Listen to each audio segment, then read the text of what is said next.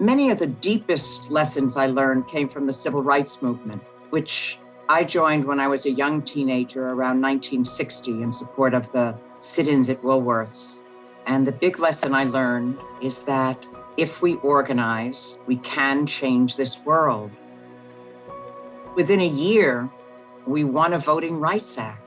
A reason that I founded Midwest Academy was a way to combine the lessons of the civil rights movement with community organizing, and then understanding that these are ways to help people become actors in our own lives. The beauty of organizing is that it creates a possibility for somebody to be able to do something that they do not think is possible within themselves. You can organize from your laptop, you can organize from your library, from your school, from the buses, and that I think is a good thing. You know, like it shows that organizing is something that should and can be held by anybody. Learning that if you organize people around you, if you demand a specific issue, if you target the right person, you can actually win sustainable change was a huge moment for me. What Midwest has begun to do is put together a really strong training at a time where more and more people, especially people who don't have a lot of experience organizing, are committed to actually having a more overt ideology. There are three principles of the Academy.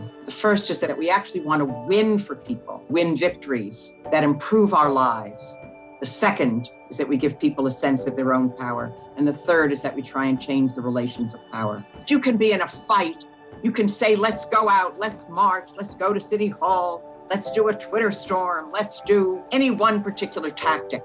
But what is a strategy that moves us from where we are to where we want to be? Tools change. The advent of the internet, the use of cell phones, were all things that good organizers have to adjust to, they have to learn, and they have to make sure that they keep their skills up. And the Midwest Academy is particularly good because over the course of its history, it has adjusted to the circumstances that have presented itself in this country, to training organizers, generations after generations of organizers, and being a beacon of organizers and organizing training over that time period. I started training and going to trainings with Midwest Academy in college, and it was the one place where everything literally could be an asset. Your personal stories, the relationships you had, how much you cared about people were things that were on the table that we could use as a part of our strategy development. I think it is both an art and a science. And like the attention to detail, really the nuts and bolts of what words you want to use, like how are you giving clearer directives, giving you intentional questions of things to think about. Midwest does that really well. You wouldn't think that seasoned organizers who are leading campaigns and leading organizations would need more training, but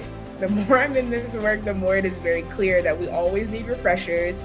We need a better understanding of the history of social justice, better frameworks for our campaigns. We need better methodology. We need case studies and all of these things that Midwest provides. Wherever you are, whoever you are, not only do we take you for where you are, we value you, we see you as an asset, and we're gonna give you and invest in you and pour into you and also resource you to be able to build whatever it is you think makes sense. We want to see this become a better world. It's not up to others, it's up to each of us. We need to organize with love at the center, and we can provide you support to learn how to do it and then to teach others how we build a society with freedom, justice, democracy for all.